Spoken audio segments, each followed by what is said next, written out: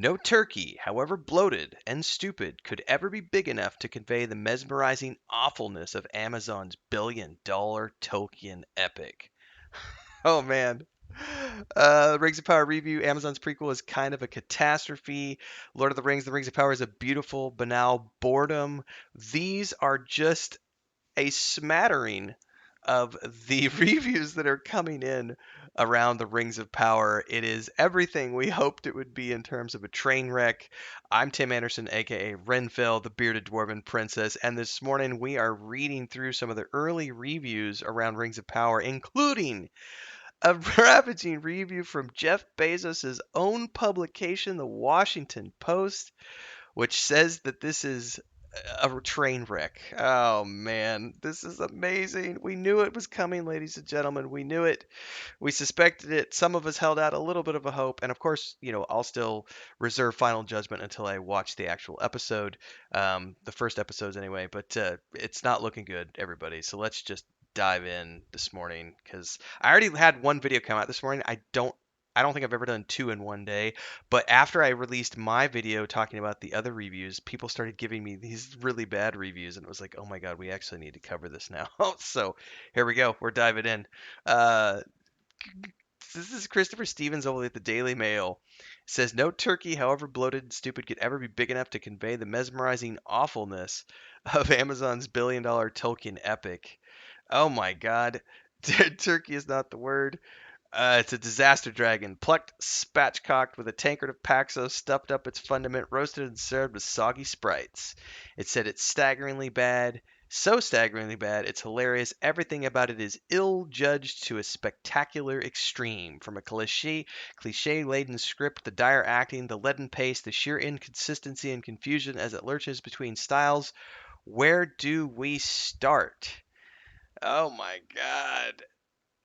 Oh my God, it's not looking good, everybody.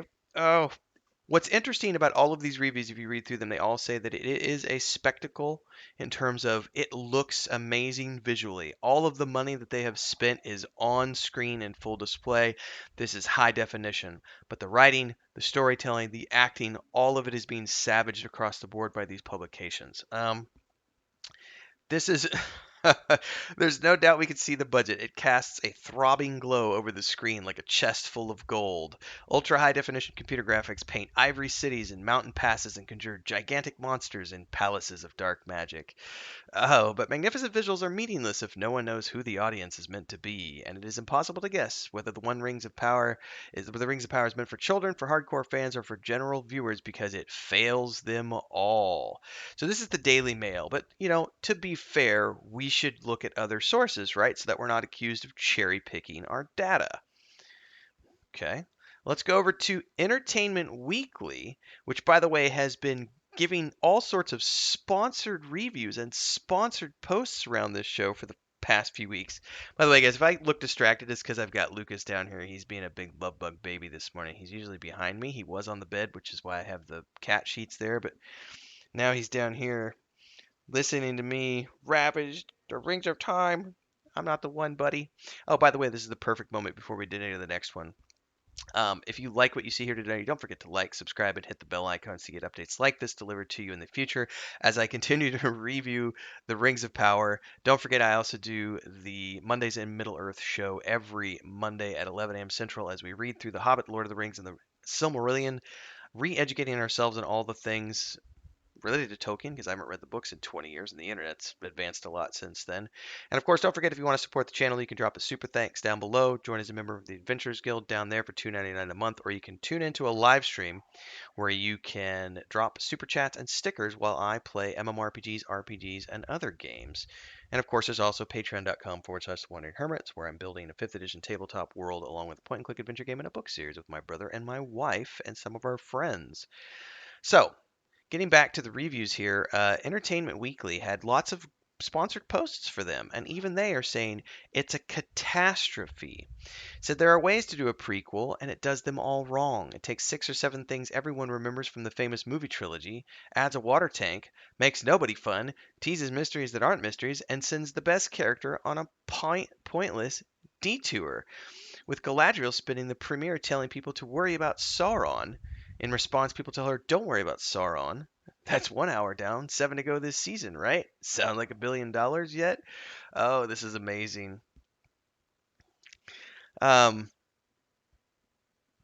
so Galadriel is the commander of the northern armies and the warrior of the wastelands. War claimed her brother and drenched the world in blood, and she suspects that Banquet Sauron still lingers and has hunted him for ageless decades. That's actually Gil-galad, not her. Hmm. Most elves think Sauron's gone forever. Oh my god. Um, there's a narration sequence at the beginning, which is similar to the Fellowship of the Ring. Um, there's, oh my god, this is amazing. This is amazing. Oh, goodness gracious. This is not look good. You said you'd think a new tale would want to explore less traveled corners of Tolkien's wide, unguarded lands.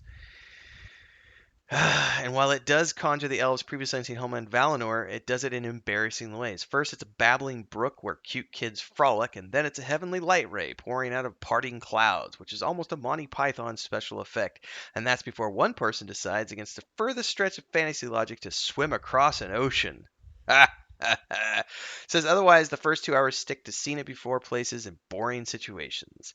Officious cliff-adjacent elves proffer blank wisdom. The same winds that seek to blow out a fire may also cause its spread. Nori says chosen one things like, it's like there's a reason for this happening, like I was supposed to find him. Rising politician Elrond starts prepping a long-winded industrial project which will require a workforce greater than any ever assembled. Tolkien's saga was anti-industrialization, which makes it hilarious that Rings of Power is an Amazon product. Mm, mm. And my favorite of all, though, is the fact that Jeff Bezos' own publication, The Washington Post, calls The Lord of the Rings, The Rings of Power, a beautiful, banal boredom. It says, "Can you spend your way to the next Game of Thrones?" Well, Jeff Bezos, the world's second richest man and instantly the owner of the Washington Post, certainly appears to have tried. By the way, kudos to the editorial staff for letting them put this in the text. Incidentally, the owner of the Washington Post. It said, according to news reports, the Amazon founder and Tolkien fan plunked out. Well, we already know all that. Let me scroll down here.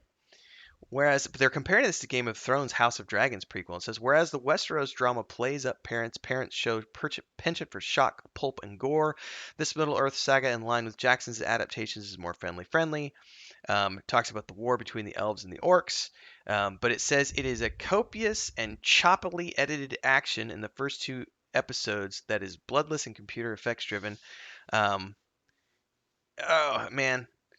Oh, this is hilarious. This is hilarious. This person says, I spent this review thus far focusing more on the Rings of Power's development than the contents because there's so little of note in the actual show. The characters are Philotho Din, and plots are not much more substantial. Exiled from her childhood home of Valinor by centuries-long war that claimed her older brother, Galadriel won't give up the fight despite the lack of orc sightings in years. There's also boisterous young Harfoot, of course, Nomi. There's the alien stranger who shows up. There's the human healer Bronwyn and her sheriff lover Arondir and their doomed relationship. It's forbidden. Oh man, the Rings of Power seems to be banking on dazzling Tolkien fans with soaring sights of exotic lands that they may not have seen before, such as Valinor. But for audience invested in gummings and goings of the poignant folk, the series won't provide much reason to care. The performances are serviceable but unremarkable. The dialogue is corny and inartful. There are too many intoned monologues about the search for the light or the vague nature of evil. The fate of many worlds hangs in the balance, but the uninspired opulence on the screen spark in the imagination only visions of bills going up in smoke. Rarely has danger felt so dull. Ladies and gentlemen, the reviews are coming in, and they are not good. Even Jeff Bezos' own publication, The Washington Post, is calling this a catastrophe. Oh man, I cannot wait to review the first episode for all of you. first 2 episodes, whatever. We're going to be doing every single episode here on my channel. So make sure, like, subscribe, hit the bell icon, drop links to more reviews down below if you'd like to see me cover more of those.